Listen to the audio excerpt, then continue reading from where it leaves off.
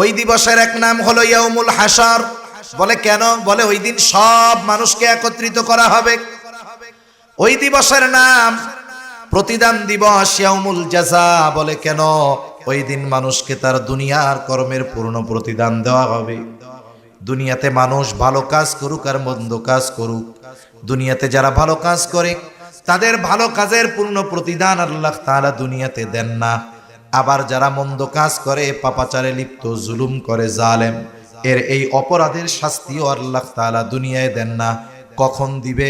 আল্লাহ তাআলা বলেন, ওয়া ইন্নামা তুওয়াফাউনা উজুরাকুম ইয়াউমাল কিয়ামাহ। আল্লাহ তাআলা জানায় দেন, কিয়ামতের দিন প্রত্যেকটা মানুষকে তার দুনিয়ার কর্মের পূর্ণ প্রতিদান দেওয়া হবে। এজন্য অনেক সময় আমরা দুনিয়ায় হতাশ হয়ে যাই যে একটা মানুষ খালি খারাপ কাজ করে, ওর কোনো বিপদ আপদ নাই। আছে না এরকম? কতজন আছে এত গুনাহ করে, পাপ করে, এটার জ্বরও হয় না। আবার কয়, আল্লাহ দেখছো কেমন ফেরাউনের ফেরাউন, এর এত বয়স, একটু অসুস্থ হয় না, সর্দি কাশি হয় না। এখন আমি আপনি যদি মনে করি ওর অসুস্থতা হয় না, লম্বা হায়াত পাইছে, আবার পাপও করে, তাইলে আল্লাহ মনে হয় ওরে ভালোবাসে। হায়াত দিছে 400 বছর, 400 বছরের মধ্যে তার সর্দিও লাগে নাই, ঠান্ডাও লাগে নাই। এখন যদি আমাদের কেউ বলে যে না, ফেরাউনরে মনে হয় আল্লাহ খুব ভালোবাসতো, এটা কি কেউ বিশ্বাস করবে? এত ঘৃণিত এই ফেরাউন শব্দটা যদি অমুসলিম মুসলমানদের কথা বাদ দেন, অন্য ধর্মের কাউরে যদি বলা হয় তোর পোলার নামটা ফেরাউন রাখ, মাসে 1000 ভাতা, কেউ রাখবে? চিন্তা করেন কত ঘৃণিত হয়েছে এই নামটা। সেজন্য দুনিয়াতে যখন কোন জালেম জুলুম করে, আমরা অনেক সময় হতাশ হয়ে যাই, চিন্তা করতেছি এত পাপ করে, এত অপরাধ করে, মানুষেরটা মাইরা খায়, আরে আল্লাহ কি ওরে চোখে দেখে না? বলে হ্যাঁ দেখে, তবে সুযোগ দেয় কেন? বলে ও যত পাপ করতে পারবে ওরে তত কঠোর শাস্তি দেওয়া যাবে। ঠিক কিনা বলেন? আল্লাহ তো জুলুম করবেন না। আল্লাহ তাআলা যার কর্ম যেমন তার প্রতিদান তেমন দিবেন। ওর কর্ম যত খারাপ হবে ওর শাস্তি তত কঠোর হবে। ঠিক কিনা বলেন? যেমন একজন যদি বিল্ডিং এর 1 তলা থেকে পড়ে মাটির উপরে, ওর আশা করা যায় কিচ্ছু হবে না, কিন্তু 10 তলা থেকে যদি পড়ে কোন তো কি হবে? শেষ হয়ে যাবে না? ওরে খুঁজে পাওয়া যাবে না। তো তাহলে সুযোগ দিলেই, উপরে উঠতে দিলেই যে আল্লাহ তাআলা ভালোবাসে তা না। অনেক সময় আল্লাহ তাআলা শাস্তি বেশি দেওয়ার জন্য জালেমকে অপরাধ করার বেশি সুযোগ দেয়। আবার অনেক সময় আমরা ভালো কাজ করি, যারা ভালো কাজ করে চিন্তা করি এত ভালো কাম করি, আল্লাহ তাআলা কোনো প্রতিদান দেয় না। আরে আল্লাহ দুনিয়ায় একটু কম দেয় কেন? বলে আখিরাতে বেশি দেওয়ার জন্য। সুবহানাল্লাহ বলেন। এখন মানুষের অবস্থা কি হবে জানেননি? কিয়ামতের ময়দানে তো ও দেখবে যে আমি এই ভালো কাজের জন্য এই প্রতিদান পাইছি। দুনিয়ায় একটু দেওয়া হয়েছে, দুনিয়ায় না দিলে আরো বেশি দেওয়া হইতো। তখন আল্লাহর কাছে বলবে, আল্লাহ দুনিয়ায় এই ভালো কাজের প্রতিদান যা দিছিলেন ওইটা না দিয়ে সব আখিরাতে দিলেই ভালো হইতো। কিন্তু দুনিয়ায় ঠিকই আফসোস করতেছি যে আমরা ভালো কাজ করি, গুনার থেকে বাঁচি, হারাম থেকে বাঁচি, অথচ আমার কষ্ট যায় না রে, আমার দুঃখ যায় না রে। এই যে আফসোস করি, এটা আফসোস করার কোনো কিছু নাই। আপনি ভালো কাজ করতেছেন, আপনার নিয়তের পরিশুদ্ধতা আছে, আপনি আপনার অবস্থাটা জানেন, এই ভালো কাজ আল্লাহর জন্য করতেছেন। দুনিয়ায় হয়তো আল্লাহ দিবেন না, কিন্তু আখিরাতে আল্লাহ তাআলা কল্পনাতীত আমাকে আপনাকে দিবে ইনশাআল্লাহ। ঠিক কিনা? সেজন্য আল্লাহ তাআলা বলেন এই দিবস হলো ইয়াউমুল জাযা, প্রতিদান দিবস। এই দিবসের এক নাম হলো ইয়াউমুল হাশর। এই দিন সকলকে একত্রিত করা হবে, বিচার দিবস। আল্লাহ সুবহানাহু ওয়া তাআলা ওই দিনের বিচারক, একচ্ছত্র আধিপত্য ওই দিন হবে আল্লাহ তাআলার। এই কথা আল্লাহ তাআলা সূরা ফাতিহার শুরুতেই বলেন, মালিকি ইয়াউমিদ্দিন। আল্লাহ তাআলা হলেন বিচার দিবসের মালিক। ওই দিনের একচ্ছত্র আধিপত্য তার। ওই দিন আল্লাহ তাআলা ন্যায় বিচার করবেন। আল্লাহ তাআলা প্রত্যেকটা মানুষকে তার অবস্থা জানায় দিবেন। প্রত্যেকটা মানুষ তার নিজের অবস্থা এমন ভাবে জানতে পারবে যে ও বুঝতে পারবে যে তার অবস্থান কোথায় হবে, তার শাস্তি কেমন হবে। কিয়ামতের ময়দানে কয়েকটা মুহূর্ত হবে সবচাইতে বেশি কঠিন এবং চিন্তার। যেই মুহূর্তগুলোয়, যেই সময়গুলোয় একেবারে হাসরের ময়দান পুরো পিন পতন নীরব হয়ে যাবে, একেবারে নীরব, নিস্তব্ধ, কোনো আওয়াজ নেই। এর মধ্যে একটা সময় হলো যখন মানুষকে আমলনামা দেওয়ার ঘোষণা দেওয়া হবে। যে দুনিয়ায় কি আমল করছে, এই আমলের খবরগুলো আমাকে আপনাকে সুন্দর মতো জানানোর খবর দেওয়া হবে, ফাইল দেওয়ার ঘোষণা হবে। সব মানুষ চুপ, সকলের তখন চিন্তা, হায় রে, আমল নামা ডান হাতে পাই না বাম হাতে পাই, বাম হাতে ডান হাতে যদি পায় সে তো সফল, বাম হাতে যদি পায় তাহলে সব শেষ। এজন্য সবাই টেনশনে থাকবে। আজকের এই মাহফিল শিরোনামে লেখা সকল কবরবাসীর রূহের মাগফিরাত কামনায়। এটা লেখা নাই যে অমুক ব্যক্তির জন্য অমুক ব্যক্তির মাগফিরাত কামনায়, এখানে লেখা রূহের মাগফিরাত কামনায়। এর দ্বারা একটা বিষয় আমাদের বুঝে নিতে হবে, আমাদের এই বডি, এই দেহ, এটা আসল নয়, আসল হলো রূহ। যেই রূহ কখনো ধ্বংস হবে না, কারণ রূহটা হলো আল্লাহ তাআলার আদেশ। কার আদেশ? জোরে বলেন, আল্লাহ তাআলার আদেশ।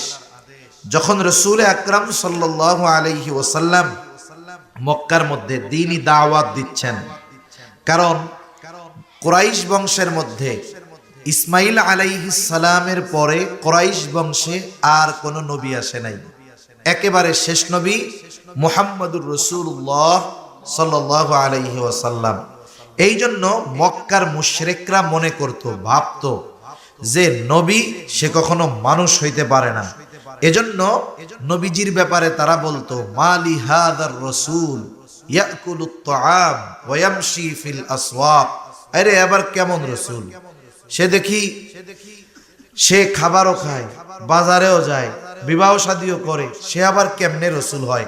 তারা মনে করতো রাসূল হবে ফেরেশতার মতো। কথা বুঝেন নাই?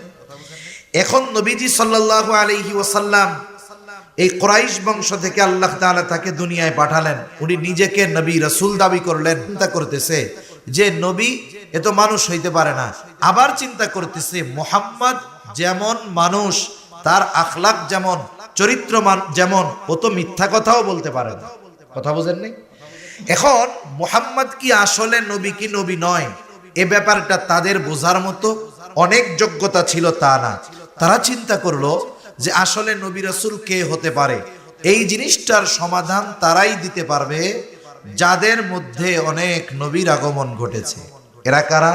বলে এরা আহলে কিতাব। সরদারেরা দুইজন ব্যক্তিকে নিযুক্ত করলো যে তোমরা ওই আলেমদের কাছে, আহলে কিতাব যারা, তাদের কাছে গিয়ে জিজ্ঞাসা করবা, আমাদের মধ্য থেকে একজন ব্যক্তি নিজের নবী দাবি করে, এখন সে কি নবী নাকি নবী না, এটা আমরা কেমনে বুঝবো? আমাদেরকে একটু এই জিনিসটা শিখায় দাও।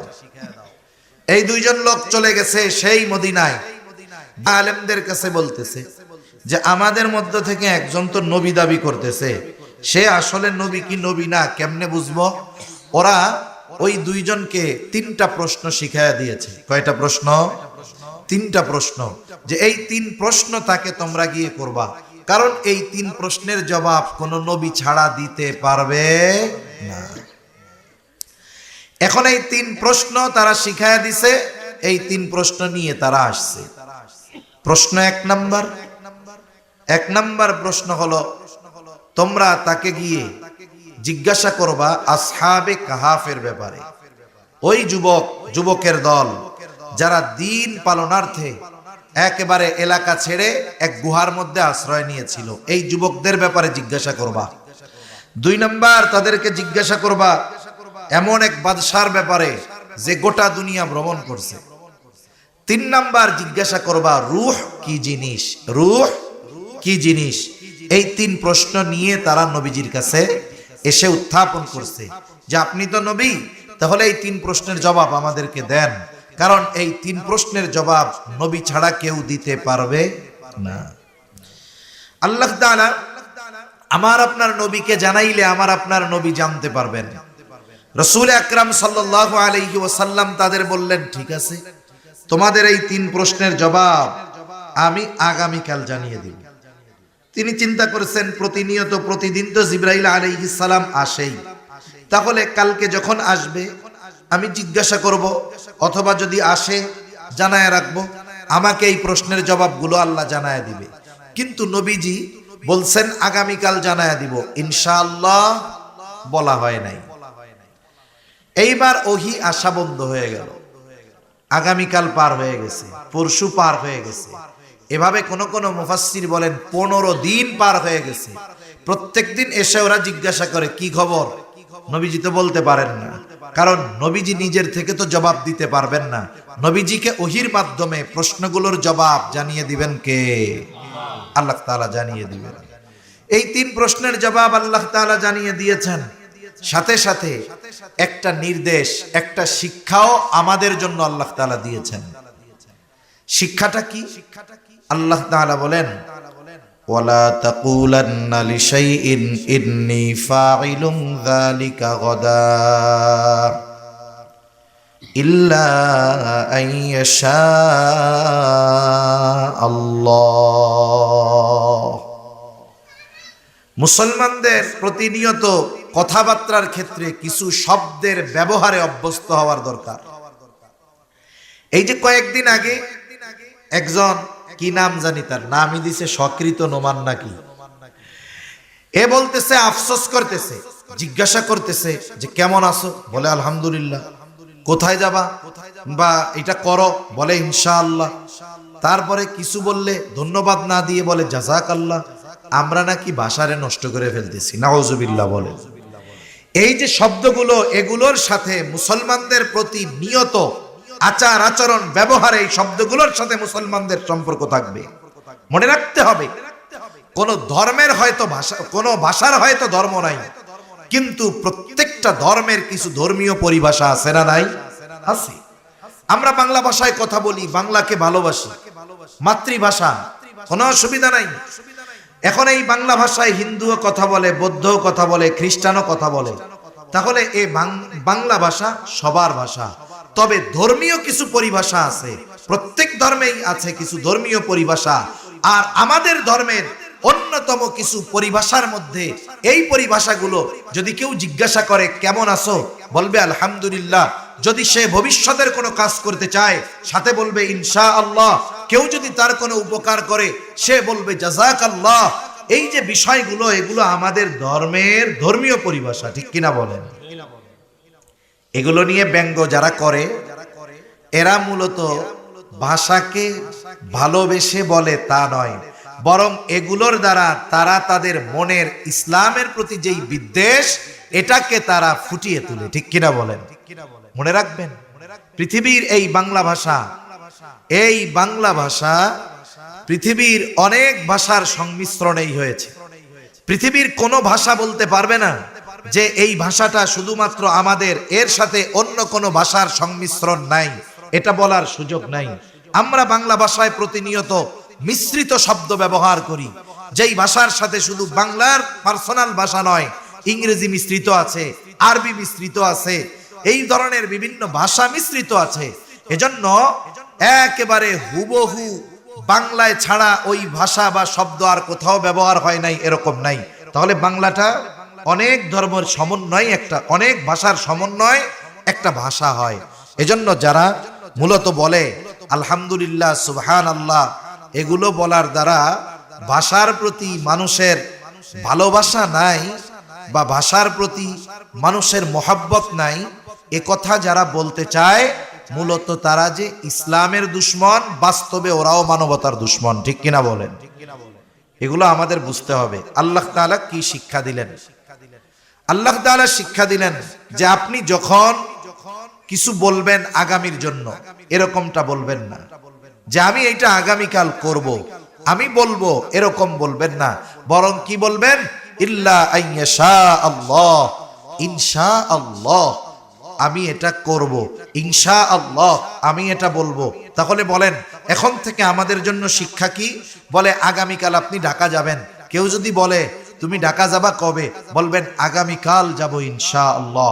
কোন কাজের কথা যদি বলে এটা করছো, তাহলে আমরা বলবো করব ইনশাআল্লাহ, আমি যাব ইনশাআল্লাহ। খাই নাই, একটু পরে খাবো, বলবো খাবো ইনশাআল্লাহ। এই শব্দগুলোর ব্যবহার আমাদের মুসলিম সোসাইটিতে, মুসলিম সমাজে বাড়াতে হবে। আর এই শিক্ষাগুলো আমরা পারিবারিকভাবে আমাদের সন্তানদের দিব ইনশাআল্লাহ। দেওয়া যাবে না? আল্লাহ তৌফিক দান করেন। আল্লাহ তাআলা নবীজিকে শিক্ষা দিলেন, উদ্দেশ্য হলো আমাদেরও শিক্ষা দেওয়া। আল্লাহ তাআলা সাথে সাথে এই 3 প্রশ্নের জবাবও পাঠায় দিলেন 2টা সূরার মধ্যে। দীর্ঘ আলোচনা করার মতো সময় সুযোগ নাই। এই 3 প্রশ্নের একটা প্রশ্ন হলো ওয়ায়াসআলুনাকা আনির রূহ। তারা আপনার কাছে জানতে চায়, তারা আপনাকে জিজ্ঞাসা করে রূহ কি জিনিস। সাউন্ড বাড়ান। তারা আপনার কাছে জিজ্ঞাসা করে, আপনার কাছে জানতে চায় রূহ কি জিনিস। আপনি বলে দেন কুলির রূহু মিন আমরি রব্বি। রূহ হলো আমার রবের নির্দেশ, প্রত্যাদেশ, আদেশ। আল্লাহ তাআলার কালাম, কোনো কথা, কোনো নির্দেশ। আল্লাহ তাআলা যেমন চিরন্তন, এই জন্য তার আদেশ, তার নির্দেশ, তার কালাম ওই রকম চিরন্তন। এজন্য এই দেহটা নশ্বর, তবে আমার আপনার রূহ অবিনশ্বর। রূহ কখনো ধ্বংস হয়ে যাবে না। রূহ শুধু আল্লাহ তাআলার নির্দেশে স্থান পরিবর্তন করে। যেমন প্রথমে আমাদেরকে আল্লাহ তাআলা রেখেছেন রূহের জগতে। হাদিসের মধ্যে আসছে, নবীজি সাল্লাল্লাহু আলাইহি ওয়াসাল্লাম বলেন, আল্লাহ তাআলা আদম আলাইহিস সালাতু ওয়াস সালামকে বানিয়েছেন মাটি দিয়ে, আর আদম আলাইহিস সালাম থেকে আল্লাহ তাআলা আমাদেরকে বানিয়েছেন আদম থেকে। আদম আলাইহিস সালামকে বানিয়েছেন মাটি থেকে। আল্লাহ তাআলা আদম আলাইহিস সালামের পৃষ্ঠদেশ তথা পিঠ থেকে কিয়ামত পর্যন্ত যত মানুষ আসবে, যত মানুষ আছে, যত মানুষ গেছে, সকলের রূহ আল্লাহ তাআলা একত্রে বাহির করেছেন। তাহলে আদম আলাইহিস সালামের পৃষ্ঠদেশ থেকে বের হওয়ার পর আমাদের অবস্থান ছিল আলমে আরওয়াহ, রূহের জগতে। যারা এখনো দুনিয়ায় আসে নাই, এরাও রূহের জগতেই আছে। তাহলে রূহের জগৎ থেকে একটা সময় আল্লাহ তাআলা আমাদেরকে পাঠাইলেন মায়ের গর্ভে, এটাকে বলে আলমে বতন। এরপরে আল্লাহ তাআলা আমাকে আপনাকে দুনিয়ায় পাঠাইলেন এরকম একটা সুন্দর দেহ দিয়া, এটা হলো আলমে দুনিয়া। এই দুনিয়ায় যখন আল্লাহ তাআলা আমাকে আপনাকে পাঠিয়েছেন, আমাকে আপনাকে একটা নির্দিষ্ট সময়, নির্দিষ্ট হায়াত দিয়ে আল্লাহ তাআলা পাঠাইলেন। এই দুনিয়ায় আমি আপনি কতদিন বসবাস করব, এটা আল্লাহ তাআলা মায়ের গর্ভে থাকতেই নির্ধারিত করে দিয়েছে। আল্লাহ তাআলা মায়ের গর্ভে থাকতেই নির্ধারিত করে দিয়েছেন। ওই নির্ধারিত সময় আসার আগে একটা মানুষ যত অসুস্থ হোক, সে মরবে না। আবার সময় আসার পর যত সুস্থ থাক, সে বেঁচে থাকতে পারবে না। যখন আমার আপনার সময় চলে আসবে, অথবা যখন কারো সময় পেরিয়ে যায়, পার হয়ে যায়, ফুরিয়ে যায়, ওই লোকটা ইন্তেকাল করে মারা যায়। মারা যাওয়ার পর মাইকের মধ্যে ওই ব্যক্তির ব্যাপারে ঘোষণা দেওয়া হয়, অমুক এলাকার অমুক আজ বিকাল 5 ঘটিকার সময় ইন্তেকাল করিয়েছে। আগামীকাল সকাল 9টায় অমুক স্কুল মাঠে তার জানাজা অনুষ্ঠিত হবে। অতএব সকল ধর্মপ্রাণ মুসলমানদেরকে উক্ত মরহুমের রূহের মাগফিরাত কামনায় তার জানাজায় শরীক হওয়ার জন্য অনুরোধ করা গেল। এরকম বলেনি আপনাদের এদিকে? এখন আমরা অন্যের ব্যাপারে এই ঘোষণাটা শুনি। একদিন মানুষ আমার আপনার ব্যাপারে এই ঘোষণাটা শুনবে, আমার আপনার ব্যাপারে বলবে। এই যে ঘোষণা দেওয়ার মধ্যে একটা শব্দ বলে ইন্তেকাল। ইন্তেকাল শব্দটি হলো আরবি শব্দ, অর্থাৎ স্থানান্তরিত হওয়া। মানুষ মারা যাওয়ার পর যখন তার দেহটা রূহ থেকে পৃথক হয়ে যায়, রূহটা দেহ থেকে বিচ্ছিন্ন হয়ে যায়, এই যে সুন্দর একটা দেহ, আমাকে এতকাল আপনি নাম ধরে ডাকতো, আপনাকে নাম ধরে ডাকতো, কিন্তু যখন রূহটা দেহর থেকে বের হয়ে যায়, সকলের নাম একই হয়ে যায়। অথচ দুনিয়াতে মানুষের নামের কত ব্যতিক্রম। কারো নাম আব্দুর রহিম, কারো নাম আব্দুল করিম, কারো নাম আব্দুস সামাদ, কারো নাম আব্দুল্লাহ, কিন্তু যখন দেহ থেকে রূহটা বের হয়ে যায়, সকলের নাম হয়ে যায় লাশ। লাশাই উনফি, যার মধ্যে কিছুই নাই। তখন বলে লাশ কোথায় রাখছে? দূরে যদি থাকে মারা যায়, লাশ কখন আসবে, লাশ কোথায় দাফন করা হবে? তার মানে বোঝা গেল এই দেহটা আসল কিছুই নয়, মূলটা হলো আমার আপনার রূহ। তাহলে রুহের নাম হইল আব্দুর রহমান, রুহের নাম হইল আব্দুল্লাহ, আর রুহটা হলো আসল। রুহ কখনো ধ্বংস হবে না, শুধু স্থান পরিবর্তন করবে। তাহলে দুনিয়া থেকে স্থানান্তরিত হয়ে নতুন আর এক জগতে বসবাস করে, নতুন আর এক জগতে পদার্পণ করে। বলে সেই জগতের নাম কি? বলে হাদিসের ভাষায় সেই জগতের নাম হলো আলমে বরজখ। মারা যাওয়ার পর সাধারণ নিয়ম অনুযায়ী আমরা মাইয়েতকে কবরস্থ করি, এটাই শরীয়তের নিয়ম।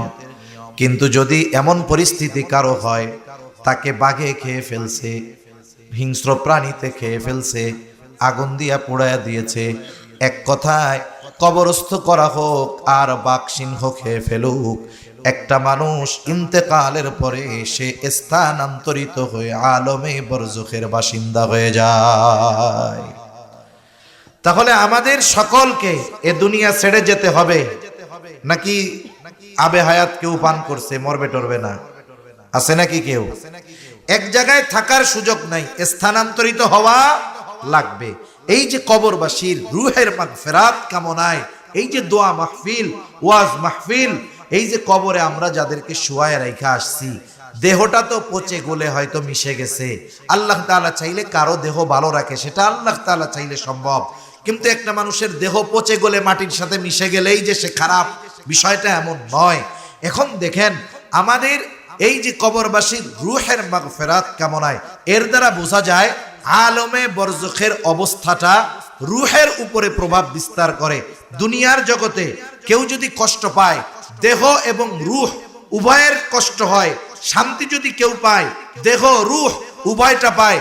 কিন্তু আলমে বরজখে শাস্তিটা, কষ্টটা, শান্তিটা এটা রুহের উপরে হয়। এখন আসেন, এই আলমে বরজখে আমাদেরকে অবস্থান করতে হবে দীর্ঘকাল, তবে অনন্তকাল নয়। দীর্ঘকাল আমাদেরকে রুহের জগতে আলমে বরজখের মধ্যে অবস্থান করতে হবে। আলমে বরজখের দুইটা অবস্থা। একটা মানুষ ইন্তেকাল করে যখন আলমে আরওয়াহ রুহের জগৎ থেকে আলমে বতন, আলমে বতন থেকে আলমে দুনিয়া, আলমে দুনিয়া থেকে যখন স্থানান্তরিত হয়ে আলমে বরজখে পদার্পণ করে, এই আলমে দুনিয়ায় যদি সে ঈমান আনে, নেক কাজ করে, ভালো কাজ করে, তাহলে তার আলমে বরজখ শান্তির জায়গা হয়ে যায়। আমরা বলি না যে আল্লাহ তার কবরে জান্নাতের বাগান বানায় দিয়েন। আল্লাহ রাসূল সাল্লাল্লাহু আলাইহি ওয়াসাল্লাম বলেন, আমরা যাকে কবরস্থ করে আসলাম তার ওই আলমে বরজখে অবস্থা দুইটার থেকে একটা হয়, হয়তো তার কবরটা জান্নাতের বাগান হয়, নয়তো জাহান্নামের গর্ত হয়ে যায়। তার মানে সে আলমে বরজখে সুখময় স্বাচ্ছন্দ্যময় সময় অতিবাহিত করে, অথবা সে কষ্টে থাকে। এখন এই আনন্দ অথবা কষ্টের মাত্রাটা কতটুক? যার কবরটা জান্নাতের বাগান হয়, অর্থাৎ যার আলমে বরজখটা শান্তিদায়ক হয়, ও মনে করতে থাকে এটাই মনে হয় জান্নাত, কারণ এর চাইতে শান্তির আর আরামের আর কোনো কিছুই হতে পারে না। তখন ফেরেশতারা তাকে বলে, না না, এটাই তোমার সেই চূড়ান্ত বাসস্থান, জান্নাত নয়, বরং জান্নাতের নেয়ামতের তুলনায় এটা কোনো কিছুই না। আল্লাহ তাআলা তোমার জন্য জান্নাতের মধ্যে কল্পনাতীত নেয়ামত তৈরি করে রাখছে। বলে কখন আমারে এটা দিবে? বলে কিয়ামতের পরে তোমাকে তোমার ওই অনন্তকালের কল্পনাতীত নেয়ামত পূর্ণ জান্নাতে দিয়ে দেওয়া হবে। এখন ভালোই আছে, কিন্তু যখন এর চাইতে বেশি ভালোর খবর আসে, তখন এই ভালোর চাইতে বড় ভালোটা পাইতে মন চায় কি চায় না? দেরি সহ্য হইব নি? তখন কি বলবে? আল্লাহর কাছে দোয়া করবে এরা যে আল্লাহ তাড়াতাড়ি কিয়ামত কায়েম করেন, যাতে করে আমি আমার আসল বাসস্থানে যাইতে পারি। আবার যার কবরটা জাহান্নামের গর্ত হবে, আলমে বরজখে যার কষ্ট হবে, ও মনে করবে এটাই মনে হয় জাহান্নাম, কারণ এর চাইতে কষ্টের আর কোনো কিছুই হতে পারে না। ফেরেশতারা তাকে জানাবে, না না, এটাই জাহান্নাম নয়, বরং জাহান্নামের তুলনায় তোমাকে যে শাস্তি দেওয়া হচ্ছে এটা কোনো কিছুই না। তোমার জন্য তো কল্পনাতীত শাস্তি আল্লাহ তাআলা প্রস্তুত করে রাখছে। শুধুমাত্র ওই শাস্তির খবরটা শুনে সে এত ভীত সন্ত্রস্ত হবে, সেও আল্লাহর কাছে ফরিয়াদ করবে, আল্লাহ কিয়ামত যেন কখনোই কায়েম না হয়। শাস্তিতে মনে করবে এটা মনে হয় জাহান্নাম, কিন্তু যখন আসল জাহান্নামের শাস্তির খবর শুনবে ও মনে করবে এইটাই ভালো, কিয়ামত আর হওয়ার দরকার নাই। এতটুকুর দ্বারা বোঝা যায় যে জান্নাত জাহান্নামের পরিস্থিতিটা কেমন হবে। এভাবে দীর্ঘকাল থাকতে হবে, সিংহায় ফুৎকারের মাধ্যমে অবস্থান শেষ হবে। আল্লাহ তাআলা বলেন, ওয়ানুফিখা ফিস-সূরি ফাসাইকা মান ফিস-সামাওয়াতি ওয়া মান ফিল আরদ ইল্লা মান শাআল্লাহ সুম্মা নুফিখা ফীহি উখরা ফাইযা হুম কিয়ামুন ইয়ানযুরুন। আল্লাহ তাআলা বলেন, সিংহায় ফুৎকার দেওয়া হবে। প্রথমবার সিংহায় ফুৎকার দেবার পর ফাসাইকা মান ফিস সামাওয়াতি ওয়া মান ফিল আরদ ইল্লা মান শাআল্লাহ। প্রথমবার সিংহায় ফুৎকার দেওয়ার পর আসমান জমিনের মাঝে যত প্রাণী আছে, যত প্রাণ আছে, আল্লাহ তাআলা যেগুলো চান সেগুলো ছাড়া সব প্রাণী, সব প্রাণ, সব মানুষ অজ্ঞান হয়ে যাবে। মুফাসসিরিনে কেরাম বলেন, প্রথমে অজ্ঞান হবে, এরপরে সবার মৃত্যু ঘটবে। এই মৃত্যুর মাধ্যমে এই দুনিয়ায় অবস্থিত সর্বশেষ মানুষটাও ইন্তেকাল করবে তথা আলমে বরজখের বাসিন্দা হবে। আল্লাহ তাআলা বলেন, এরপরে আবার আরেকটা সিংহায় ফুৎকার দেওয়া হবে। তবে প্রথমবার সিংহায় ফুৎকারের কত পরে দ্বিতীয়বার সিংহায় ফুৎকার দেওয়া হবে। হাদিসের আলোকে মুফাসসিরিনে কেরাম বলেন, প্রথম সিংহায় ফুৎকারের মাধ্যমে সর্বশেষ মানুষটা তো আলমে বরজখের বাসিন্দা হয়ে গেল। আল্লাহ তাআলার নির্দেশে ইসরাফিল আলাইহিস সালাম দ্বিতীয়বার যেই সিংহায় ফুৎকার দিবেন, এর ব্যবধানটা হবে কমপক্ষে 40,000 বছর। কত বছর? 40,000 বছর। তার মানে যেই লোকটা এই পৃথিবী থেকে সর্বশেষ মারা যাবে, ইন্তেকাল করবে, সেও কমপক্ষে 40,000 বছর আলমে বরজখে থাকবে। সুবহানাল্লাহ। আল্লাহ তাআলা বলেন, সুম্মা নুফিখা ফীহি উখরা ফাইযা হুম কিয়ামুন ইয়ানযুরুন। পুনরায় সিংহায় ফুৎকার দেওয়া হবে। প্রত্যেকে তার অবস্থান স্থল থেকে উঠে দাঁড়ায় যাবে। যাকে যেখানে কবরস্থ করা হয়েছে সে সেখান থেকে দাঁড়িয়ে যাবে। দাঁড়ায় কি করবে? বলে উঠে তাকায় দেখতে থাকবে কি হচ্ছে এইগুলা। শুধু তাই না, আল্লাহ তাআলা সূরা ইয়াসিনের মধ্যে বলেন, ওয়ানুফিখা ফিস-সূরি ফাইযা হুম মিনাল আজদাসি ইলা রাব্বিহিম ইয়ানসিলুন। এখানে দ্বিতীয়বার সিংহায় ফুৎকার উদ্দেশ্য। দ্বিতীয়বার সিংহায় ফুৎকার দেওয়ার পর প্রত্যেকে তো অবস্থান স্থল থেকে জাগ্রত হবে, উঠে যাবে। কি করবে? বলে ইলা রাব্বিহিম ইয়ানসিলুন। প্রত্যেকেই তার রবের দিকে ছুটতে থাকবে। অবস্থা কতটা ভয়াবহ হবে! রাসূল আকরাম সাল্লাল্লাহু আলাইহি ওয়াসাল্লাম বলেন, কিয়ামতের দিন সকলে বিবস্ত্র অবস্থায় উঠবে, বস্ত্রহীন অবস্থায় উঠবে। আয়েশা সিদ্দিকা রাদিয়াল্লাহু তাআলা আনহা জিজ্ঞাসা করলেন, ইয়া রাসূলুল্লাহ, মানুষেরা বস্ত্র অবস্থায় উঠবে, বিবস্ত্র অবস্থায় উঠবে, একজন কি আরেকজনের দিকে তাকাবে না? মানুষেরা কি লজ্জা পাবে না? নবীজি বলেন, আয়েশা, মানুষ ওই দিন এতটা ভীত চিন্তিত থাকবে যে একজন আরেকজনের দিকে তাকানোর বিষয়টা চিন্তাও করবে না। এতটা ভীত থাকবে শুধু অবস্থা দেখে। এতটা ভীত তারা হাসরের ময়দানে ওঠার পরে হবে যে যার কবরে আযাব ছিল তথা আলমে বরজখে যে মনে করতেছিল ওইটা জাহান্নাম, সে এই অবস্থা দেখে তার আগের কষ্টের অবস্থা সে মুহূর্তের মধ্যে ভুলে যাবে। কি বলবে? ক্বালু ইয়া ওয়াইলানা মান বা'সানা মিন মারকাদিনা। তারা বলবে, হায় দুর্ভোগ, কে আমাদেরকে আমাদের অবস্থান স্থল থেকে জাগায়া দিল? মান বা'সানা, কে জাগায়া দিল? বলে জাগায়া দেয় কাকে? বলে যে ঘুমায়া থাকে তাকে।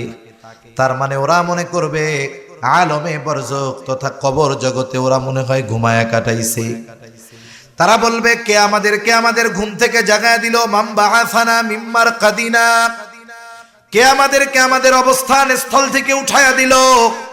মুমিনরা অথবা ফেরেশতারা জবাবে বলবে হাযা মা ওয়াদার রহমানু ওয়া সাদাকাল মুরসালুন। মুমিনরা অথবা ফেরেশতারা তাদের এই কথার জবাবে বলবে হাযা মা ওয়াদার রহমান, এটা হলো রহমানের সেই প্রতিশ্রুত দিবস, যেই দিবসের ওয়াদা তিনি দিয়েছেন। শুধু তাই না, সব রাসূলগণ এই দিবসের সত্যায়ন করেছে। সুবহানাল্লাহ বলেন। কিয়ামত যে হবে আল্লাহ তো জানাইছেন, ওয়াদা দিছেন, আর রাসূলগণ নবীগণ উম্মতদেরকে বলছেন যে দেখো দুনিয়ায় যাই করতেছো করো, কিয়ামতের দিন কিন্তু আল্লাহর সামনে তোমার দুনিয়ার কর্মের হিসাব দেওয়া লাগবে। দুনিয়ায় তুমি অপরাধ করো, তোমার পাওয়ার আছে, কেউ তোমারে কিছু বলে না, তুমি অপরাধ করেছো, দুনিয়ার আইনের ফাঁক ফকর দিয়া বের হয়ে গেছো, মনে কইরো না বাইচা গেছো, কিয়ামতের দিন কিন্তু আল্লাহ ধরবে। এই সত্যায়ন সব নবী রাসূলগণ করেছেন, কোনো সন্দেহ আছে? এটা হলো সেই দিবস। ওই দিবসের এক নাম হলো ইয়াউমুল হাশর। বলে কেন? বলে ওই দিন সব মানুষকে একত্রিত করা হবে। ওই দিবসের নাম প্রতিদান দিবস, ইয়াউমুল জাযা। বলে কেন? ওই দিন মানুষকে তার দুনিয়ার কর্মের পূর্ণ প্রতিদান দেওয়া হবে। দুনিয়াতে মানুষ ভালো কাজ করুক আর মন্দ কাজ করুক, দুনিয়াতে যারা ভালো কাজ করে তাদের ভালো কাজের পূর্ণ প্রতিদান আল্লাহ তাআলা দুনিয়াতে দেন না। আবার যারা মন্দ কাজ করে, পাপাচারে লিপ্ত, জুলুম করে, জালেম, এর এই অপরাধের শাস্তিও আল্লাহ তাআলা দুনিয়ায় দেন না। কখন দিবে? আল্লাহ তাআলা বলেন ওয়া ইন্নামা তুওয়াফাউনা উজুরাকুম ইয়াউমাল কিয়ামাহ। আল্লাহ তাআলা জানায় দেন কিয়ামতের দিন প্রত্যেকটা মানুষকে তার দুনিয়ার কর্মের পূর্ণ প্রতিদান দেওয়া হবে। এজন্য অনেক সময় আমরা দুনিয়ায় হতাশ হয়ে যাই যে একটা মানুষ খালি খারাপ কাজ করে, ওর কোনো বিপদ আপদ নাই। আছে না এরকম? কতজন আছে এত গুনাহ করে, পাপ করে, এটার জ্বরও হয় না। আবার কয় আল্লাহ দেখছো কেমন ফেরাউনের ফেরাউন, এর এত বয়স একটু অসুস্থ হয় না, সর্দি কাশি হয় না। এখন আমি আপনি যদি মনে করি ওর অসুস্থতা হয় না, লম্বা হায়াত পাইছে, আবার পাপও করে, তাইলে আল্লাহ মনে হয় ওরে ভালোবাসে। হায়াত দিছে 400 বছর, 400 বছরের মধ্যে তার সর্দিও লাগে নাই, ঠান্ডাও লাগে নাই। এখন যদি আমাদের কেউ বলে যে না ফেরাউনরে মনে হয় আল্লাহ খুব ভালোবাসতো, এটা কি কেউ বিশ্বাস করবে? এত ঘৃণিত এই ফেরাউন শব্দটা যদি অমুসলিম মুসলমানদের কথা বাদ দেন, অন্য ধর্মের কাউরে যদি বলা হয় তোর পোলার নামটা ফেরাউন রাখ, মাসে 1000 ভাতা, কেউ রাখবে? চিন্তা করেন কত ঘৃণিত হয়েছে এই নামটা। সেজন্য দুনিয়াতে যখন কোন জালেম জুলুম করে আমরা অনেক সময় হতাশ হয়ে যাই, চিন্তা করতেছি এত পাপ করে, এত অপরাধ করে, মানুষেরটা মাইরা খায়, আরে আল্লাহ কি ওরে চোখে দেখে না? বলে হ্যাঁ দেখে, তবে সুযোগ দেয় কেন? বলে ও যত পাপ করতে পারবে ওরে তত কঠোর শাস্তি দেওয়া যাবে। ঠিক কিনা বলেন? আল্লাহ তো জুলুম করবেন না।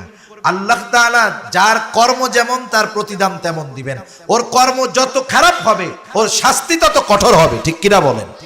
যেমন একজন যদি বিল্ডিং এর 1 তলা থেকে পড়ে মাটির উপরে, ওর আশা করা যায় কিচ্ছু হবে না, কিন্তু 10 তলা থেকে যদি পড়ে কোন তো কি হবে?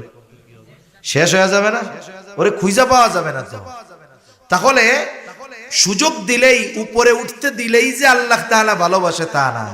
অনেক সময় আল্লাহ তাআলা শাস্তি বেশি দেওয়ার জন্য জালেমকে অপরাধ করার বেশি সুযোগ দেয়। আবার অনেক সময় আমরা ভালো কাজ করি, যারা ভালো কাজ করে চিন্তা করে এত ভালো কাম করি, আল্লাহ তাআলা কোনো প্রতিদান দেয় না। আরে আল্লাহ দুনিয়ায় একটু কম দেয় কেন? বলে আখিরাতে বেশি দেওয়ার জন্য। সুবহানাল্লাহ বলেন। এখন মানুষের অবস্থা কি হবে জানেননি? কিয়ামতের ময়দানে তো ও দেখবে যে আমি এই ভালো কাজের জন্য এই প্রতিদান পাইছি, দুনিয়ায় একটু দেওয়া হয়েছে, দুনিয়ায় না দিলে আরো বেশি দেওয়া হইতো। তখন আল্লাহর কাছে বলবে আল্লাহ দুনিয়ায় এই ভালো কাজের প্রতিদান যা দিছিলেন ওইটা না দিয়ে সব আখিরাতে দিলেই ভালো হইতো। কিন্তু দুনিয়ায় ঠিকই আফসোস করতেছি যে আমরা ভালো কাজ করি, গুনার থেকে বাঁচি, হারাম থেকে বাঁচি, অথচ আমার কষ্ট যায় না রে, আমার দুঃখ যায় না রে। এই যে আফসোস করি, এটা আফসোস করার কোনো কিছু নাই। আপনি ভালো কাজ করতেছেন, আপনার নিয়তের পরিশুদ্ধতা আছে, আপনি আপনার অবস্থাটা জানেন, এই ভালো কাজ আল্লাহর জন্য করতেছেন, দুনিয়ায় হয়তো আল্লাহ দিবেন না, কিন্তু আখিরাতে আল্লাহ তাআলা কল্পনাতীত আমাকে আপনাকে দিবে ইনশাআল্লাহ, ঠিক কিনা? সেজন্য আল্লাহ তাআলা বলেন এই দিবস হলো ইয়াউমুল জাযা, প্রতিদান দিবস। এই দিবসের এক নাম হলো ইয়াউমুল হাসর, এই দিন সকলকে একত্রিত করা হবে, বিচার দিবস। আল্লাহ সুবহানাহু ওয়া তাআলা ওই দিনের বিচারক, একচ্ছত্র আধিপত্য ওই দিন হবে আল্লাহ তাআলার। এই কথা আল্লাহ তাআলা সূরা ফাতিহার শুরুতেই বলেন, মালিকি ইয়াউমিদ্দিন। আল্লাহ তাআলা হলেন বিচার দিবসের মালিক, ওই দিনের একচ্ছত্র আধিপত্য তার। ওই দিন আল্লাহ তাআলা ন্যায় বিচার করবেন। আল্লাহ তাআলা প্রত্যেকটা মানুষকে তার অবস্থা জানায় দিবেন। প্রত্যেকটা মানুষ তার নিজের অবস্থা এমন ভাবে জানতে পারবে যে ও বুঝতে পারবে যে তার অবস্থান কোথায় হবে, তার শাস্তি কেমন হবে। কিয়ামতের ময়দানে কয়েকটা মুহূর্ত হবে সবচাইতে বেশি কঠিন এবং চিন্তার। যেই মুহূর্তগুলোয়, যেই সময়গুলোয় একেবারে হাসরের ময়দান পুরো পিন পতন নীরব হয়ে যাবে, একেবারে নীরব, নিস্তব্ধ, কোনো আওয়াজ নেই। এর মধ্যে একটা সময় হলো যখন মানুষকে আমল নামা দেওয়ার ঘোষণা দেওয়া হবে, যে দুনিয়ায় কি আমল করছে এই আমলের খবরগুলো আমাকে আপনাকে সুন্দর মতো জানানোর খবর দেওয়া হবে, ফাইল দেওয়ার ঘোষণা হবে। সব মানুষ চুপ, সকলের তখন চিন্তা, হায় রে আমল নামা ডান হাতে পাই না বাম হাতে পাই, বাম হাতে ডান হাতে যদি পায় সে তো সফল, বাম হাতে যদি পায় তাহলে সব শেষ। এজন্য সবাই টেনশনে থাকবে। আমল নামাগুলো ছেড়ে দেওয়া হবে, যার আমল নামা যথাযথভাবে তার কাছে গিয়েই পৌঁছাবে এমনটা হবে না। একজনের আমল নামা আর একজনের কাছে গুলো ছেড়ে দিবে। আমল নামা কেউ ডান হাতে পাবে, কেউ বা বাম হাতে পাবে। ডান হাতে যারা আমল নামা পাবে তারা তো সফল, তারা এতটা আনন্দিত হবে, কি করবে তারা? আল্লাহ তাআলা কোরআনুল কারীমের মধ্যে বলেন, ফাআম্মা মান উতিয়া কিতাবাহু বিয়ামিনি ফায়াকুলু হাউম করাউ কিতাবিয়া ইন্নী যানানতু আন্নী মুলাকিন হিসাবিয়া। আল্লাহ রাব্বুল আলামিন বলেন, ডান হাতে যারা আমলনামা পাবে আনন্দে তারা অন্যান্য মানুষদেরকে বলতে থাকবে, ফায়াকুলু হাউম করাউ কিতাবিয়া, এই তো আমার কিতাব, এই তো আমার আমলনামা, তোমরা পড়ো আমার আমলনামা। আনন্দে আরেকজনকে পড়তে বলবে। আমরা ছোটবেলায় যখন প্রাইমারি স্কুলে পড়ছি আমাদের মনে আছে, এখন তো স্কুলগুলা থেকে কে কোন বিষয়ে কত পাইলো শুধু সেইটা জানায় দেওয়া হয়। আমাদের সময় খাতা দিয়ে দেওয়া হইতো, খাতা দিয়ে বলতো দেখ কি লেখছস, এরপরে বলতো আগামীকাল তোর আব্বার কাছ থেকে তোর মার কাছ থেকে সিগনেচার আইনা জমা দিবি। তার মানে খাতাটা আব্বা আম্মাকে দেখাইছে এর প্রমাণ হিসাবে। এইবার বলেন তো, যেই ছেলেটা অঙ্ক অথবা ইংরেজি ধরেন অঙ্কের মধ্যে 100-তে 95 পাইছে অথবা 100-তে 100 পেয়ে গেছে, বলেন তো সে খুশি না বেজার? খুশিতে অন্যান্যদেরকে দেখায়, তার খাতা নিয়ে কাড়াকাড়ি লেগেছে, কি লেখছস? ও বন্ধুদের বলে দেখ বেটা কি লিখছি, দেখাইতো না আনন্দে এরকম। ডান হাতে যারা আমলনামা পাবে তারাও এরকম আনন্দে দেখাবে। সাথে সাথে ডান হাতে আমলনামা পাবার কারণ হিসাবে বলবে, ইন্নী যানানতু আন্নী মুলাকিন হিসাবিয়া, যে আমি এই ব্যাপারে দৃঢ় ধারণা রাখতাম, দৃঢ় বিশ্বাস রাখতাম, এই ব্যাপারে আমার ঈমান ছিল, বিশ্বাস ছিল যে আমাকে আমার দুনিয়ার কর্মের হিসাবের মুখোমুখি আল্লাহর সামনে হওয়া লাগবে। আমাকে আমার হিসাবের মুখোমুখি হতে হবে। কার সামনে? বলে আল্লাহর সামনে। কোন কর্মের? দুনিয়ার কর্মের। তার মানে আমি আপনি দুনিয়ায় যেই কর্মগুলো করি, দুনিয়ার মানুষ দেখুক আর না দেখুক, জানুক আর না জানুক, আমার এই দুনিয়ার কর্মের হিসাবের মুখোমুখি আল্লাহর সামনে দিতে হবে। একটা জিনিস চিন্তা করেন, আমাদের দেশে পুলিশ প্রশাসন অপরাধ ঠেকানোর লোকের অভাব নাই। অভাব আছে নাকি এই দেশে? এরপরেও অপরাধ বাড়ে না কমে? কিন্তু অপরাধ কমানোর জন্য সিসি ক্যামেরা লাগায়, কত ব্যবস্থা করে গোয়েন্দা বাহিনী, পুলিশ, আনসার, বিজিবি, র্যাব, কত কিছু আছে। এরপরেও অপরাধ কমানো যায় না। আমি বলি কিয়ামত পর্যন্ত কমানো যাবে না, যতক্ষণ না মানুষের অন্তরে এই চিন্তা আসবে যে আমাকে আমার কর্মের হিসাব আল্লাহর সামনে দেওয়া লাগবে। এই বিশ্বাস যখন কোনো মানুষের অন্তরের গভীরে পৌঁছিয়ে যাবে, হৃদয়ের সাথে গেঁথে যাবে, ওই মানুষটাকে পাপ থেকে ফেরানোর জন্য কোনো প্রশাসন লাগবে না। আল্লাহর ভয় তাকে পাপ থেকে বেঁচে থাকতে বাধ্য করবে। ঠিক কিনা বলেন? এটাই ঈমান। ওই কথাই সে বলতেছে যে আমি দুনিয়ায় এই ব্যাপারে দৃঢ় বিশ্বাসী ছিলাম যে আমাকে আমার কর্মের হিসাব দিতে হবে। কার সামনে?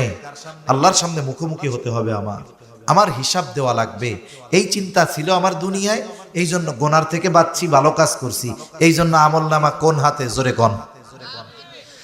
আবার যখন স্কুলের মধ্যে একই দিন খাতা দেওয়া হয়, এক বন্ধু অঙ্কে পাইছে 100, আর একজন পাইছে 2টা ঘোড়ার ডিম, মানে সে ফেল। অঙ্কে ফেল যাওয়া সহজ, কারণ প্লাস মাইনাস ভুল গেলেই অঙ্ক ভুল। ঠিক কিনা কন? অনেকে একেবারে 2টা শূন্য পাইতো। এখন বলেন তো, ওই খাতা যখন তার হাতে আসতো, দেখতো তার পাশের বন্ধু পাইছে 100-তে 100, আর ও পাইছে 100-তে 2টা ঘোড়ার ডিম। ও কি খুশি হইয়া অন্যদের দেখাইতো নাকি যে দেখ কি লেখছি, তোরা তো বেটা 100 পাইছস, আমি 2টা ঘোড়ার ডিম পাইছি, দেখাইতো? লজ্জায় মাথা নিচের দিকে দিয়া কি কইতো, আল্লাহ রে, গতকাল যদি হুজুরের স্যারের বাড়ি আগুন ধরে পুড়ে যাইতো রে, তাহলে খাতা হতো পুড়ে যাইতো, এই লজ্জা আর পাইতাম না, কি যে হইল। এই বাম হাতে যারা আমলনামা পাবে তারা আফসোস করবে সেই দিন। কি বলবে? আল্লাহ তাআলা বলেন, ওয়া আম্মা মান উতিয়া কিতাবাহু বিশিমালি ফায়াকুলু ইয়া লাইতানি লাম উতা কিতাবিয়া ওয়া লাম আদরি মা হিসাবিয়া ইয়া লাইতাহা কানাতিল কাদিয়া মা আগনা আন্নি মালিয়া। আফসোস করবে আর বলবে, লাম উতা কিতাবিয়া, হায়রে আমি যদি এই কিতাব না পাইতাম কতই না ভালো হইতো। ওয়ালাম আদরি মা হিসাবিয়া, আমি যদি আমার এই হিসাবটা না জানতাম কতই না ভালো হইতো। ইয়া লাইতাহা কানাতিল কাদিয়া, আফসোস করবে আর বলবে, আহারে ওই যে দুনিয়ার থেকে প্রথম যেই মৃত্যুটা আমার হয়েছিল, ওটাই যদি আমার জন্য চূড়ান্ত হইতো কতই না ভালো হইতো। মা আগনা আন্নি মালিয়া, হায়রে দুনিয়া এত সম্পদ ছিল, এত ক্ষমতা ছিল, এত পাওয়ার ছিল, কোনো কিছুই আজকে আমার কাজে আসলো না। এজন্য যারা দুনিয়া একটু পাওয়ার পেয়ে অপরাধে লিপ্ত হয়, কিয়ামতের দিন আফসোস করবে এই ক্ষমতার জন্য, এই পাওয়ারের জন্য। মানুষ দুনিয়ায় পাওয়ারের জন্য, ক্ষমতার জন্য সব করে, মানুষ মেরে ফেলে পাওয়ারের জন্য।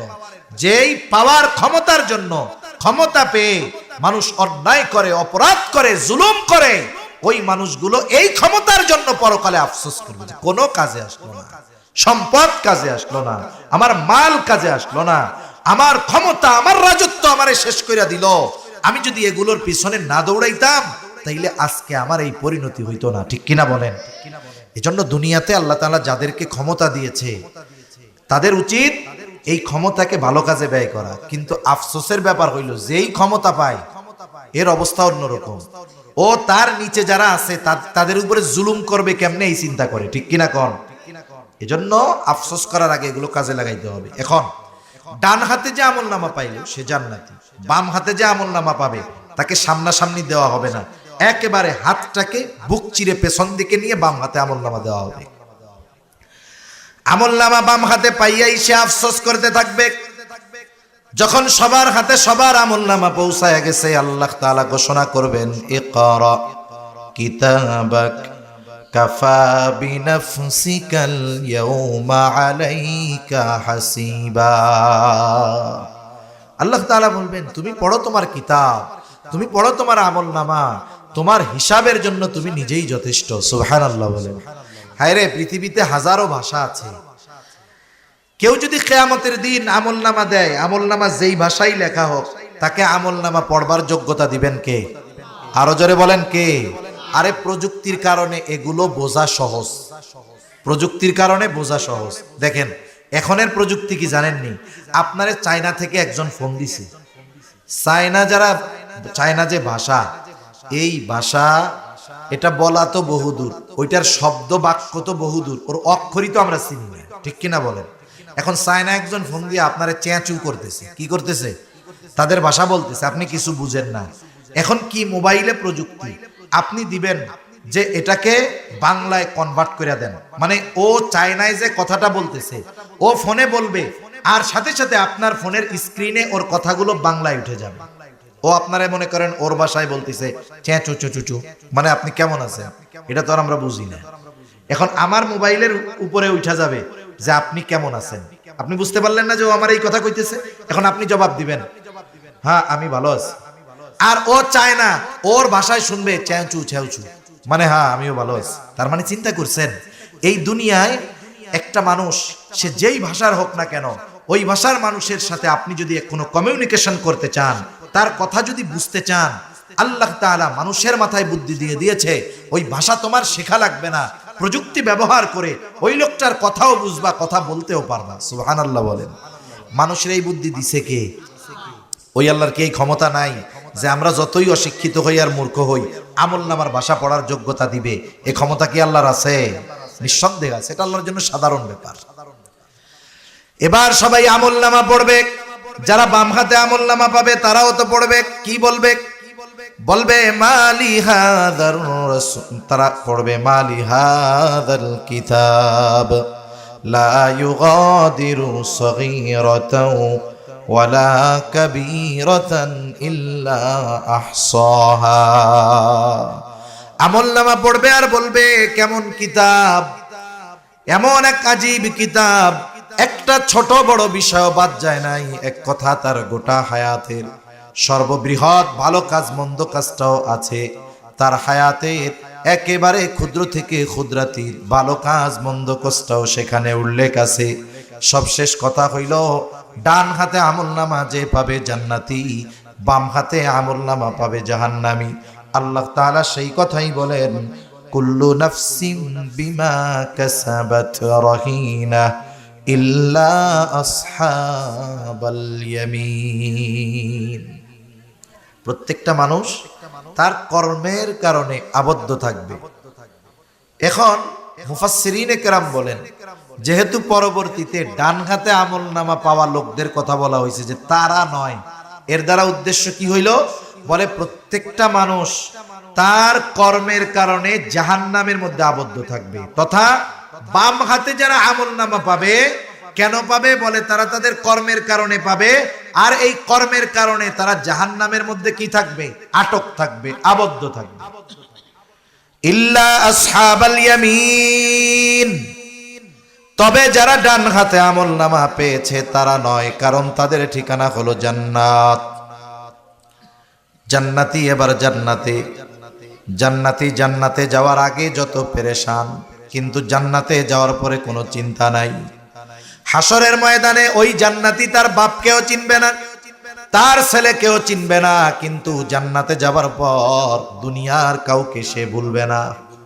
এই হায়াতের মধ্যে একবার যার সাথে দেখা হইছে, জান্নাতে গিয়া তারেও খুঁজবে। সুবহানাল্লাহ বলেন। একটু চিন্তা করে দেখেন অবস্থাটা কেমন। হাসরের ময়দানে কেন চিনবে না? কারণ আল্লাহ তাআলা জানায় দেন, ওই দিন প্রত্যেকটা মানুষ নিজের চিন্তায় এত চিন্তিত থাকবে যে মা পর্যন্ত তার গর্ভধারণকারী সন্তানকে, গর্ভধারণ যেই সন্তানকে করেছে ওই মা সেই সন্তানকেও সেদিন পরিচয় দিবে না। এখন জান্নাতে গিয়ে সবাইরে খুঁজবে। এখন বলেন, জান্নাতে গিয়ে সব পরিচিত মানুষকে খুঁজবে ঠিক, কিন্তু জান্নাতে গিয়ে কি পরিচিত মানুষ সব পাবে?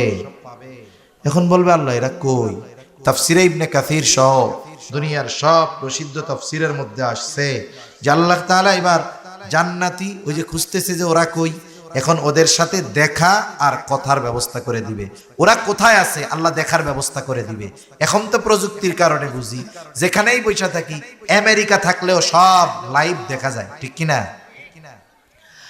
আল্লাহ তাআলা দেখার ব্যবস্থা করে দিবে। জান্নাতি জাহান্নামীকে দেখবে, যখন তাকায় দেখবে জাহান্নামের মধ্যে তার আপনজন, প্রিয়জন, আত্মীয় স্বজন, বন্ধু বান্ধব কঠিন কষ্ট শাস্তি ভোগ করতেছে। এই দৃশ্যটা দেখবার পর জান্নাতি আল্লাহর দরবারে কৃতজ্ঞতার মাত্রা বাড়ায়া দিবে।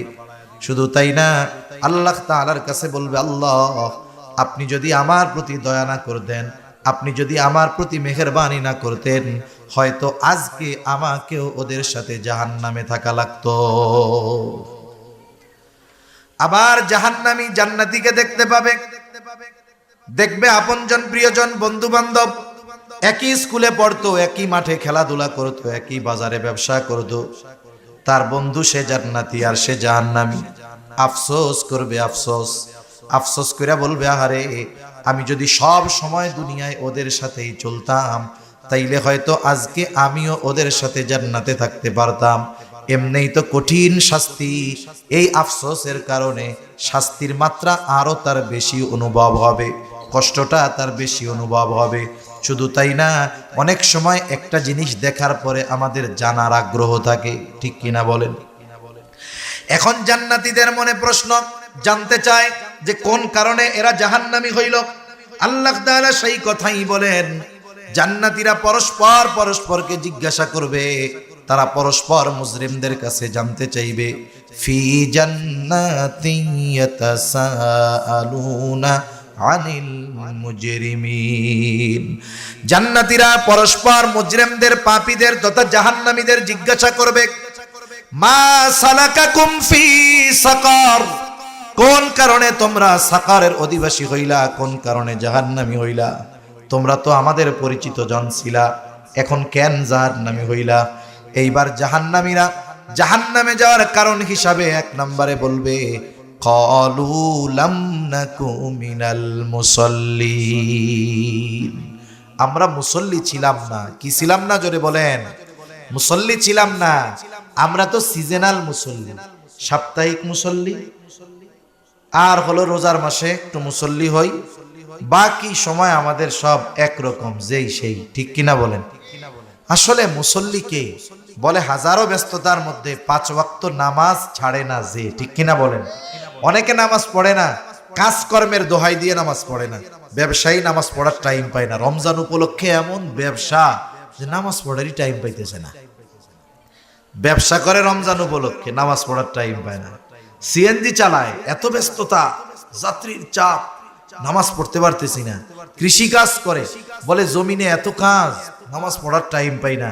এখন বলেন তো, এই যে দোকানদার দোকানদারি করে, সিএনজিওয়ালা সিএনজি চালায়, কৃষক কৃষি কাজ করে, কেন করে? শখের ঠেলায় করে না, পেট বাঁচানোর লেগে করে, ঠিক কিনা বলেন? জীবন উপকরণের জন্য করে। এখন জীবন উপকরণ এটা বাংলা শব্দ, আরবি শব্দ রিজক। তাহলে মূল কথা আসে, মানুষ রিজক অন্বেষণে, রিজক উপার্জনের জন্য নামাজ পড়ার টাইম পায় না। কথাটা এরকম হইছে না? তাই ব্যবসায়ী ব্যবসা করে কেন? বলে রিজিকের লাইগা। নামাজ পড়ে না কেন? ব্যবসার ব্যস্ততায়। তাহলে বোঝা গেল ব্যবসা বা উপার্জনের ব্যস্ততায় নামাজ পড়তে পারে না, রিজিক উপার্জন করতে গিয়ে নামাজ পড়তে পারে না। একটু বুঝে থাকলে জবাব দেন তো জবান খুলে, রিজিকের মালিক কে? আরো জোরে বলেন, কে? আল্লাহ। মানুষ ওই রিজিকের মালিকের ফর্মুলা বাদ দিয়া যদি রিজিক তালাশ করে, হয়তো পরিশ্রমের কারণে কিছু পাবে, তবে ওর মধ্যে কোনো বরকত থাকবে না। কেউ যদি বরকতময় প্রশস্ত রিজিক চায়, আমরা আল্লাহর কাছে মাঝে মধ্যে দোয়া করি এরকম, আল্লাহুম্মা রযুকনা রিজকান ওয়াসিআ, আয় আল্লাহ আপনি আমাদেরকে প্রশস্ত রিজিক দেন, বরকতময় রিজিক দেন। কেউ যদি প্রশস্ত বরকতময় রিজিক চায়, তাহলে রাজ্জাকের ফর্মুলা অনুসরণ করতে হবে। রাজ্জাক রিজিক পাওয়ার পদ্ধতিগুলো জানায়া দিতে গিয়ে অন্যতম একটা পদ্ধতির কথা আল্লাহ তাআলা বলেন, কি কাজ করলে রিজিক পাওয়া যায়? আল্লাহ তাআলা বলেন, তুমি মুসল্লি হও, তোমার ঘরের মানুষগুলারে মুসল্লি বানায় ফেলো। তুমি নামাজি হও, ঘরের মানুষগুলারে নামাজি বানাও। আল্লাহ তাআলা বলেন, ওয়া'মুর আহলাকা বিস-সালাতি ওয়াসতাবির আলাইহা লা নাসআলুকা রিজকা। আল্লাহ তাআলা বলেন, তুমি তোমার অধীনস্থদেরকে নামাজের আদেশ দাও, তুমিও নামাজের উপরে অটল থাকো। তুমি নামাজি, ঘরের মানুষ নামাজি, কি হবে রে বান্দা? আল্লাহ তাআলা বলেন, আমি তোমার কাছে রিজিক চাই না, লা নাসআলুকা রিজকা, আমি আল্লাহ তো তোমার কাছে রিজিক চাই না, তুমি নামাজি হয়ে যাও। ঘরের মানুষ যদি নামাজি হয়ে যায়, আল্লাহ তাআলার ওয়াদা, আল্লাহ তাআলা বলেন নাহনু নারযুকুকা, এই নামাজি হওয়ার কারণে আমি আল্লাহ তোমাদের রিজিক দিয়া দিব। বরকতময় রিজিক নামাজ পড়লে দিবে কে? শোনেন, আপনারা কুমিল্লার মানুষ, এই কুমিল্লার মানুষ প্রবাসে সবচেয়ে বেশি থাকে। একটা অনুসন্ধান দেখলাম, প্রায় রেমিটেন্সের 18 ভাগ, রেমিটেন্সের 15 থেকে 18 ভাগ আসে কুমিল্লার মানুষের মাধ্যমে। দেখা যাবে প্রায় ঘরের মধ্যেই প্রবাসী আছে না এরকম? এই যে অবদান আপনাদের, এইরকম অনেক মানুষ আমাদের কাছে ফোন দেয়, ফোন দিয়ে কয় হুজুর একটু দোয়া করেন, মেসেজে দোয়া করেন। কি হয়েছে, কি জন্য দোয়া?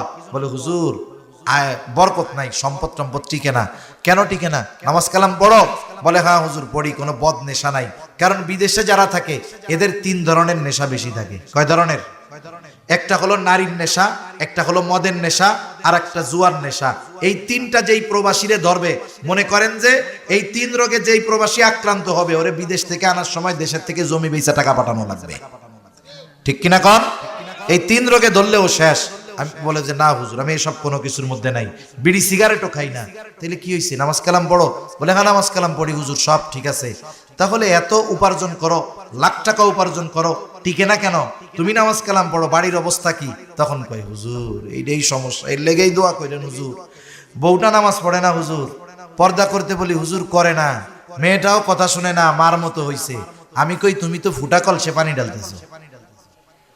তোমার ঘরের মানুষ নামাজি নয়, তোমার অধীনস্থ মানুষজন নামাজি নয়। তুমি উপার্জন করবা অনেক বেশি, কিন্তু এর মধ্যে আল্লাহ বরকত দিবে না। ঠিক কিনা বলেন? অথচ দেখেন তো আপনাদের মসজিদের ইমামের বেতন দেন কত? বাস্তবতা হলো একজন কৃষক, একজন রিকশাওয়ালা, একজন ইজি বাইকওয়ালা যা উপার্জন করে তার চাইতে ইমামের বেতন অনেক কম। ঠিক কিনা কর? এটা বাস্তব কথা, সত্য কথা।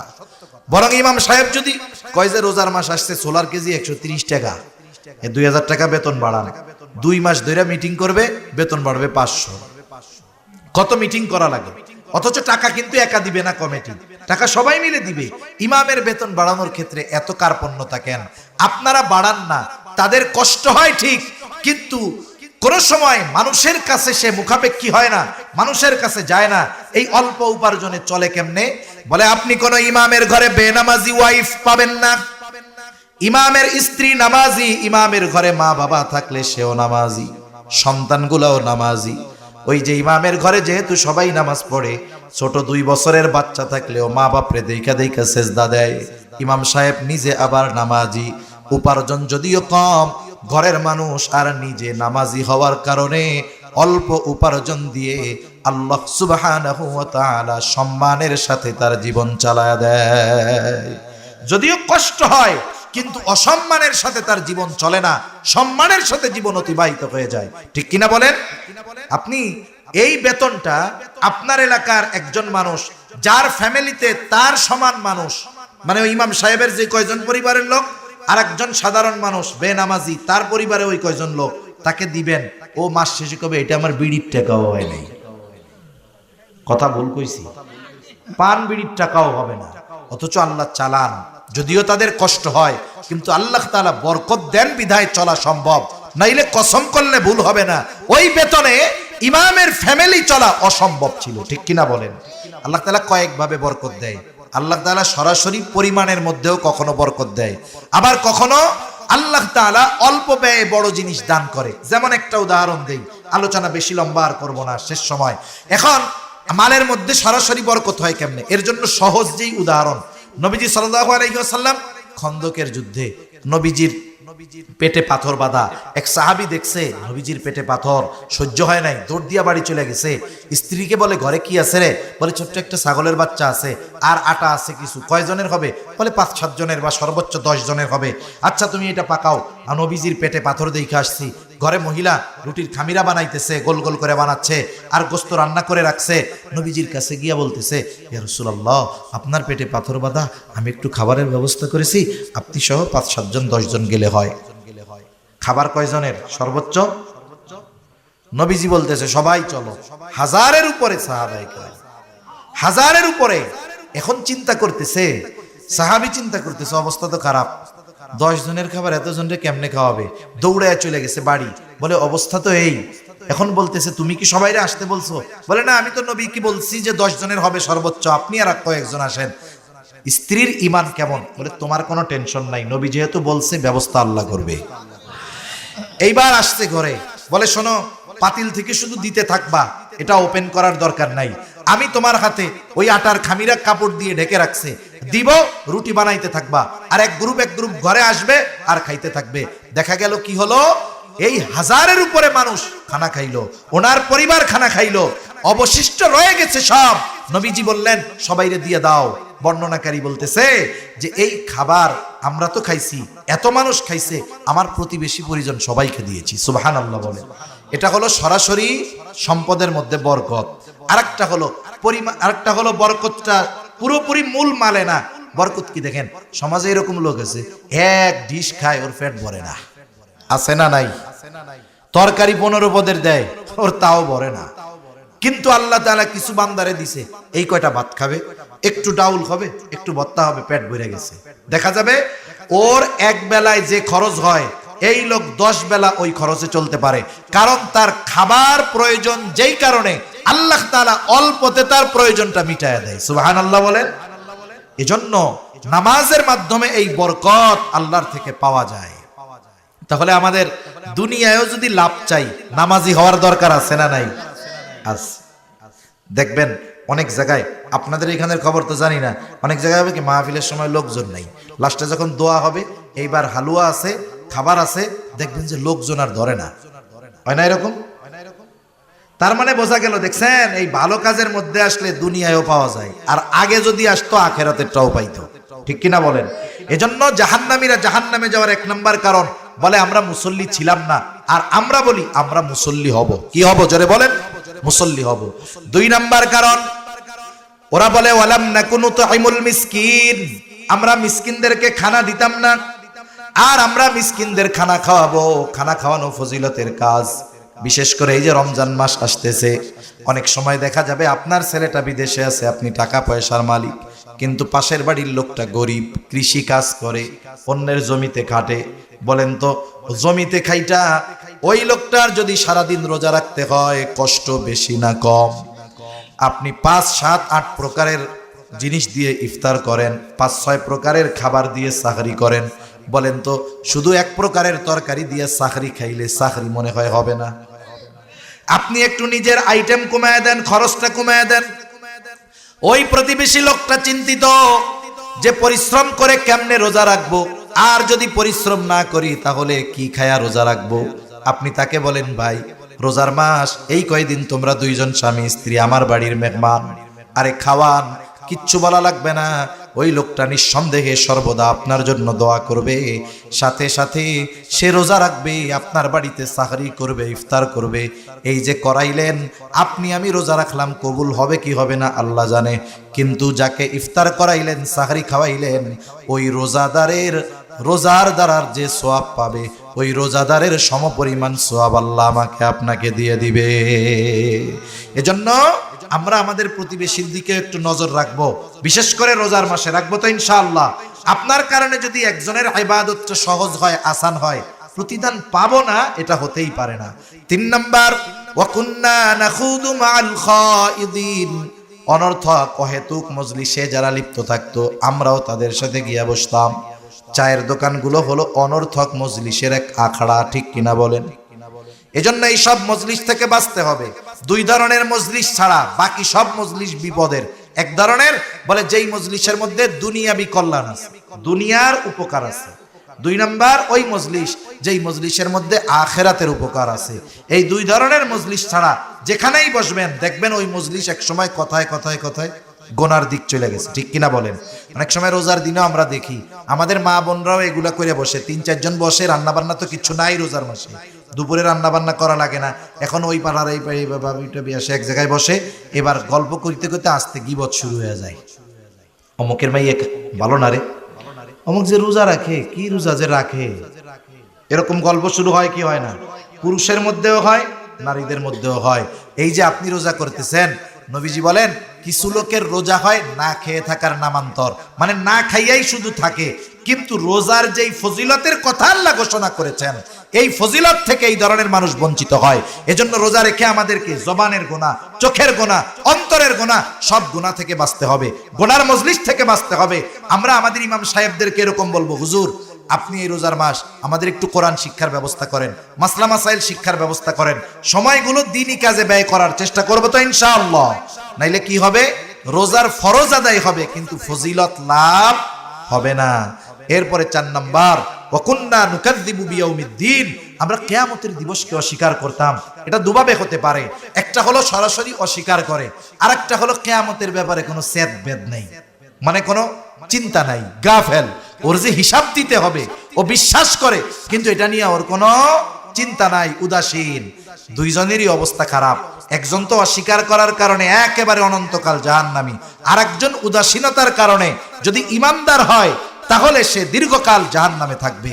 এখন বলবে এভাবে চলছে দুনিয়া, যা মন চাই করলাম, নামাজ পড়লাম না, গরিব মিসকিন অসহায়দেরকে খানা দিলাম না, অহেতুক মজলিসে হায়াত পার করে দিলাম, কিয়ামতের ব্যাপারে বিশ্বাসী ছিলাম না, হাত্তা আতানাল ইয়াকিন, দৃঢ় সত্যের আগমন ঘটলো, অর্থাৎ মৃত্যু চলে আসলো, তাওবা করতে পারলাম না, ভালো কাজ করতে পারলাম না, এখন ঠিকানা জাহান্নাম।